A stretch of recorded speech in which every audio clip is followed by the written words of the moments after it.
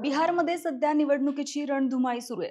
जातीय राजकारणावर आधारित असणाऱ्या याच बिहारमध्ये एका मराठी माणसाने आपली छाप उमटवली होती.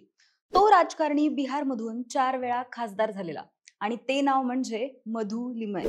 काय आहे नक्की या मराठी नेत्याची गोष्ट? जाणून घेऊयात या व्हिडिओतून. नमस्कार, मी दिव्या आणि तुम्ही पाहताय महाराष्ट्र कट्टा.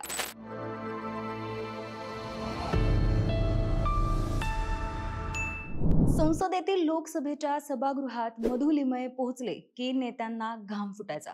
बुद्धिबळ खेळण्यात एकदम पटाईत असलेले मधु लिमय आपल्या शब्दांनी पुराव्यानिशी समोरच्याला गार करायचे. हे मूळचे पुण्याचे. एखाद्या नेत्याने इतर राज्यात निवडणूक लढवलेली उदाहरणं क्वचितच आढळतात आणि राज्यसभेवर बाकी राज्यातून गेलेले नेते बरेच आहेत, पण लोकांमधून निवडून लोकसभेत गेलेल्या नेत्यांची नावं खूप कमी आहेत.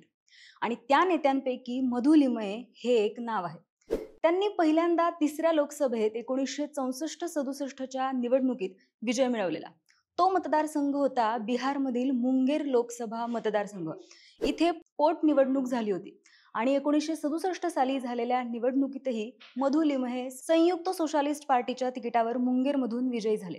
त्यानंतर 1973 साली बिहारमधीलच बांका मतदारसंघातून मधु लिमय निवडणुकीत उतरले आणि विजयी सुद्धा झाले.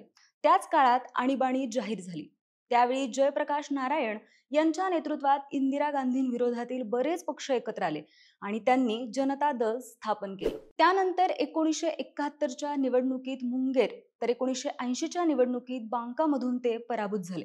1980 नंतर त्यांचा राजकारणातील वावरही कमीच होत गेला आणि 1982 मध्ये तर ते राजकारणातून बाहेरच पडले.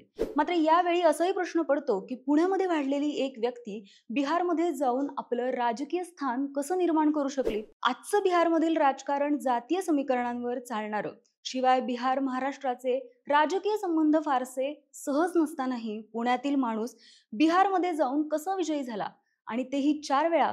तर मधु लिमय बिहारमधून लढत असलेला काळ 60 आणि 70च्या दशकातला होता. बिहारमधील ज्येष्ठ पत्रकार मणिकांत ठाकूर सांगतात, बिहारमध्ये त्या काळी मंडल आयोगापूर्वी बिहार आणि मंडल आयोगानंतरचा बिहार यात खूप फरक आहे. आयोगापूर्वी बिहारमध्ये जातीपेक्षा समाजवादी विचारधारेचे राजकारण अधिक होतं आणि मधु लिमय याच दशकातून लढत असल्याने तेव्हा जातीपेक्षा विचारधारेला जास्त महत्त्व होतं आणि लिमय यांना त्याचा फायदाच झाला. याआधी मधु लिमय हे महाराष्ट्रातूनही निवडणूक लढले होते. म्हणजे 1957 साली मुंबईतील वांद्रे मतदारसंघातून ते निवडणुकीला उभे होते. तिथेही त्यांना हार पत्करावी लागली. मात्र 1958 साली ते सोशालिस्ट पार्टीचे अध्यक्ष झाले आणि त्यांनी राष्ट्रीय राजकारणात रस घेतला आणि कामास सुरुवात केली. त्यात ते यशस्वी झाले आणि तिथूनच त्यांनी त्यांच्या नेतृत्वाची छाप दाखवायला सुरुवात केली. इतकंच नाही तर मधु लिमय यांनी पक्षकार्यासोबतच अनेक लेख, पुस्तिका, प्रचारपत्रके लिहिली. नियतकालिकात व वर्तमानपत्रासाठीही त्यांनी लेखन केले. राजकारणाच्या कामातून निवृत्त झाल्यावर त्यांनी पुढे 12 वर्ष विपुल ग्रंथसंपदा निर्माण केली. त्यांची एकूण 38 इंग्रजी पुस्तके प्रसिद्ध आहेत. 12 वर्ष म्हणजे 8 जानेवारी 1995 रोजी त्यांच्या निधनापर्यंत त्यांनी भरपूर प्रमाणात लिखाण केलं. त्याची यामागे कायम एकच धारणा असायची: आपला देश प्रगत होण्यासाठी नागरिकांना स्थिरता, शांतता आणि सुबत्ता प्राप्त होण्यासाठी भारतीय स्वातंत्र्याच्या चळवळीत निर्माण झालेली मूल्ये, भारतीय संविधान आणि संसदीय लोकशाहीच्या पायावर उभी असलेली देशाची राज्यसंस्था संकटात येता कामा नये.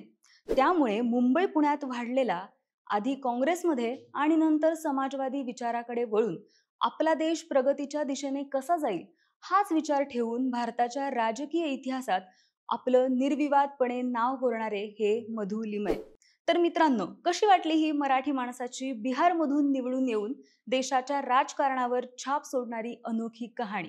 कमेंटमध्ये नक्की कळवा आणि अशाच माहितीपूर्ण व्हिडिओसाठी सबस्क्राईब करा महाराष्ट्र कट्ट्याला. धन्यवाद.